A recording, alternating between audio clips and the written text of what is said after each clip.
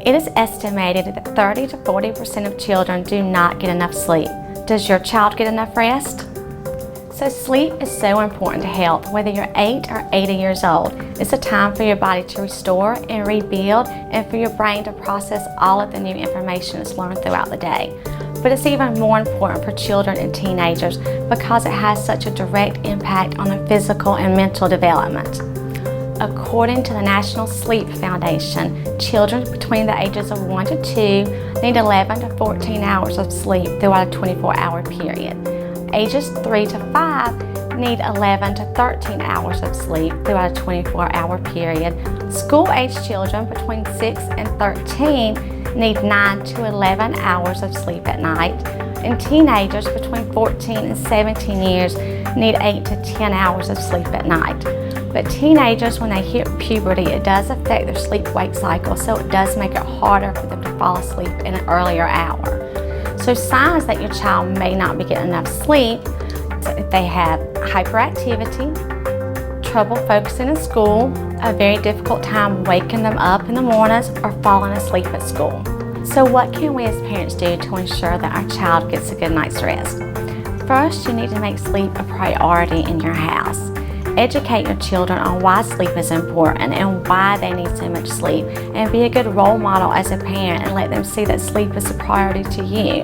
Next, you need to be consistent. And need consistent bedtime and wake-up times, regardless whether it's a weekday, a weekend, or a school break.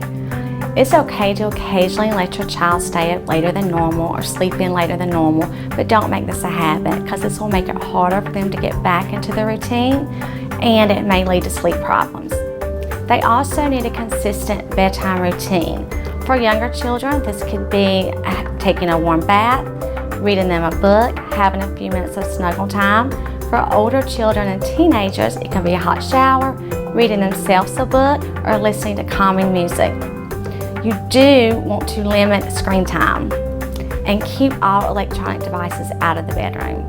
Electronic devices such as TVs, cell phones, laptops, tablets, all of these can seriously impact your child's ability to fall asleep and stay asleep. The lights and glow from these devices actually stimulate their brain. It can cause frequent awakenings throughout the night. Next, you need to limit their caffeine. Sodas, coffee drinks, energy drinks, all of these will stimulate the child and make it very hard for them to fall asleep. And you also need to be aware of chocolate because it also has caffeine in it. Next, you need to get your child exercising. Anything to keep them active during the day will help them sleep better at night.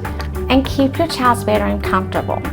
A cool temperature is the ideal sleeping environment. You might want to consider room darkening shades if there's outside light that interferes with their sleep. And a white noise machine can always be good to help drown out outside noise. When children get the recommended hours of sleep, it helps them focus better, whether it's a toddler learning how to walk or a teenager learning how to drive. Studies show that when children get the hours of sleep that they need, they're less likely to make unhealthy choices, they're less likely to have behavior problems, and teenagers are less likely to have car accidents. If you're still concerned about your child's sleep patterns, please consult your child's pediatrician or family physician. They may want to order a sleep study for your child at our sleep disorder center. Most sleep disorders can be easily diagnosed and treated. Thank you for joining me today. I hope you found these tips helpful.